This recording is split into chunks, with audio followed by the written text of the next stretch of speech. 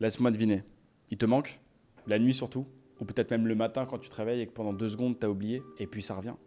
Ça revient, cette sensation dans la poitrine, ce vide, cette pensée qui tourne. Tu repenses à des moments précis, à une soirée, tu repenses à une phrase qu'il t'a dite, tu repenses à la façon qu'il avait de te regarder, tu repenses peut-être à ce que vous auriez pu construire ensemble, tu repenses à la version de cette relation que tu avais imaginée. Et la réalité ici, c'est qu'il y a de fortes chances que tu souffres, vraiment. Et cette douleur, elle est réelle, hein, attention. Hein. Je ne suis pas là pour la minimiser, ni même pour dire le contraire. Mais je voudrais quand même te poser une question. Une question que tu n'as peut-être jamais osé te poser vraiment. Est-ce que c'est lui qui te manque? Lui, l'homme réel, celui qui était dans le flou, inconsistant, celui qui ne t'a pas réellement choisi, celui que tu as laissé dans le doute, celui dont les actes ne correspondaient pas aux mots? Ou est-ce que c'est autre chose qui te manque? L'idée que tu t'étais faite de lui, la version de cet homme que tu avais construite dans ta tête, celle qui était profonde, ancrée, blessée, mais capable de changer, forte, mais attendrissante, parfaite pour toi finalement, celle qui n'a peut-être jamais vraiment existé. Bon, et bien si c'est le cas, dans cette vidéo, je vais justement t'emmener dans un endroit inconfortable, mais nécessaire. Parce que tant que tu ne fais pas cette distinction, eh bien tu ne guéris pas de lui, tu guéris d'une fiction. Eh bien la réalité, c'est qu'elle dure bien plus longtemps. Donc reste avec moi, on y va. Bon, voilà ce qui s'est passé vraiment. Au début, il y a eu des moments, des vrais moments. Il y a eu des instants où tu as senti quelque chose de possible. Il y a eu de la profondeur, il y a eu une connexion, il y a eu une énergie entre vous que tu n'avais pas ressentie depuis longtemps. Et forcément, ton cerveau, il a fait quelque chose de très humain. Il a pris ces moments, il les a extrapolés et il a dit, si ces moments existent, imagine ce que pourrait être la suite. Imagine cet homme s'il s'ouvrait réellement.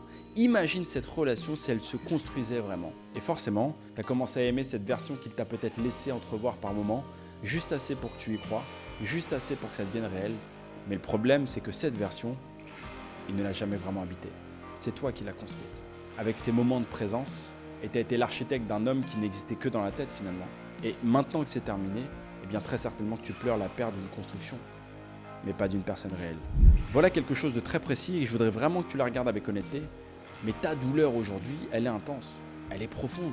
Ta douleur, elle prend de la place. Alors si c'est le cas, pose-toi la question honnêtement. Est-ce que cette douleur est proportionnelle à ce que vous avez réellement vécu ensemble? Ou est-ce qu'à l'inverse, est-ce qu'elle est proportionnelle à ce que toi tu as investi? Tes pensées, tes espoirs, tes projections, ton énergie, ton temps, tes émotions, ton cœur, ton corps. Parce que ta douleur ne se mesure pas à la profondeur de la relation. Ta douleur se mesure à la profondeur de ton investissement dans une idée. Et souvent, les relations les plus douloureuses à quitter ne sont pas celles qui ont été les plus riches. Ce sont celles où tu as le plus imaginé. Ce sont celles où tu as le plus construit dans ta tête. Donc, plus tu as construit dans ta tête, plus la perte est grande. Même si lui n'a jamais construit quoi que ce soit, même si lui est passé à autre chose sans presque s'arrêter.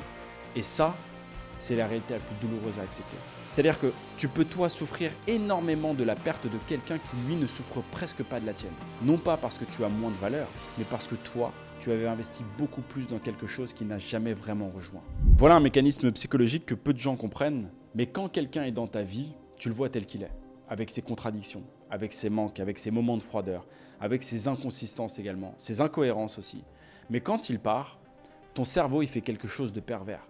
Il efface les parties difficiles, il garde les meilleurs moments et donc il lisse, il idéalise, il transforme surtout l'homme réel en version améliorée lui-même. Et soudainement, celui qui te mettait dans le doute, eh bien, il devient mystérieux. Celui qui était froid, il devient presque complexe. Et celui qui ne s'engageait pas, il avait finalement juste besoin de temps. Et donc, tu le reconstruis avec une profondeur qu'il n'avait peut-être pas. Et tu souffres de la perte de cette profondeur reconstruite.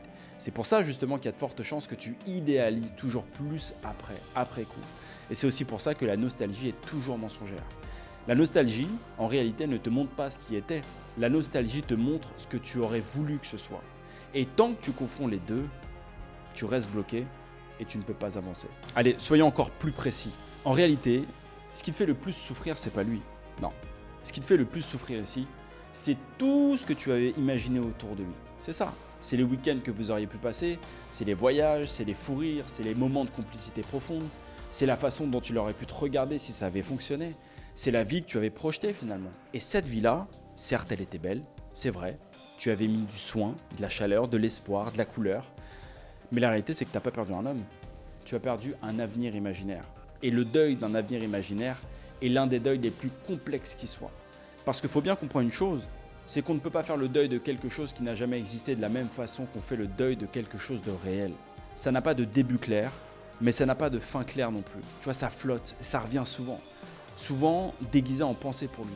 Alors qu'en réalité, c'est une pensée pour la vie que tu aurais voulu construire. Donc reconnaître cette différence, c'est fondamental, mais c'est aussi le début de ta vraie guérison. Bon, si on va un petit peu plus loin, voilà où ça devient vraiment important. Tant que tu es focalisé sur ce que vous auriez pu vivre, sur ce qu'il t'a fait ressentir par moment, eh bien à ce moment-là, tu évites une question fondamentale. Pourquoi est-ce que j'ai autant investi dans quelqu'un qui ne m'a jamais vraiment rencontré ? Pourquoi est-ce que j'ai construit une idée aussi puissante à partir de si peu de réalité ?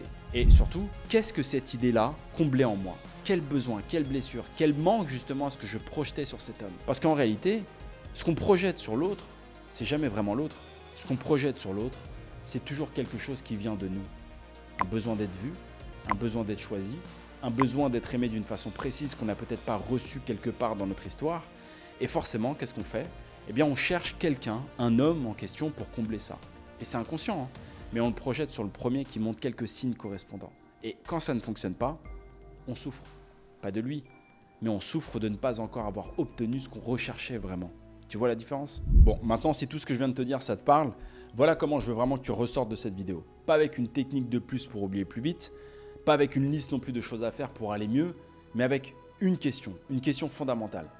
Qu'est-ce que cette relation m'a appris sur moi ? Qu'est-ce que cette relation m'a appris sur ce que je recherche vraiment, sur ce que je projette, sur la façon dont je construis des histoires autour de fragments, sur les besoins que j'essaie de combler dans mes relations également.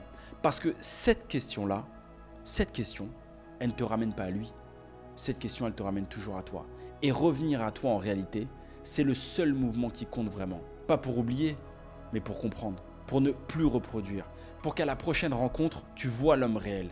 Pas la version que tu veux qu'il soit, pas le potentiel que tu imagines, mais lui tel qu'il est, avec ce qu'il montre vraiment, sa cohérence, avec ce qu'il fait vraiment. Et surtout, pour décider à partir de cette réalité-là, et pas à partir d'une construction que tu t'es faite ici. Donc voilà ce que je veux vraiment que tu gardes. Il ne te manque pas, du moins pas lui directement, pas l'homme réel qui était flou, inconsistant, ou qui ne t'a pas vraiment choisi en retour. Ce qui te manque, c'est l'idée. Ce qui te manque, c'est la version de lui que tu avais construite ici. C'est la vie que tu avais imaginée autour de lui. Et cette douleur-là, elle est réelle. Cette douleur, elle est profonde, elle est légitime. Mais surtout, cette douleur, elle t'appartient. Et elle ne parle pas de lui, elle parle de toi. Elle parle de ce que tu cherches, elle parle de ce dont tu as besoin, elle parle de ce que tu mérites vraiment. Et tant que tu la diriges vers lui, eh bien tu passes à côté de ce qu'elle essaie de dire sur toi. Alors, reviens à toi, pose-toi les vraies questions, comprends ce que tu projettes et pourquoi tu le projettes. Parce que le jour où tu fais ce travail-là, tu rencontres les gens différemment, tu vois clairement. Et surtout, tu choisis à partir de la réalité et non pas à partir de l'espoir. Maintenant que c'est dit, si cette vidéo t'a touché, si elle t'a parlé, si tu réalises que tu pleures peut-être quelque chose qui n'a jamais vraiment existé, si tu sens qu'il est temps d'arrêter de chercher dans l'autre ce que tu n'as peut-être pas encore trouvé en toi, si tu sais finalement que le travail commence par là, alors je t'invite à prendre rendez-vous avec l'un des membres de mon équipe, le lien est juste en dessous dans la description. On échangera justement ensemble sur qui tu es vraiment derrière ce que tu projettes, sur ce que tu cherches et sur comment te reconnecter à toi pour que tes relations reflètent enfin ce que tu vaux et ce que tu es réellement.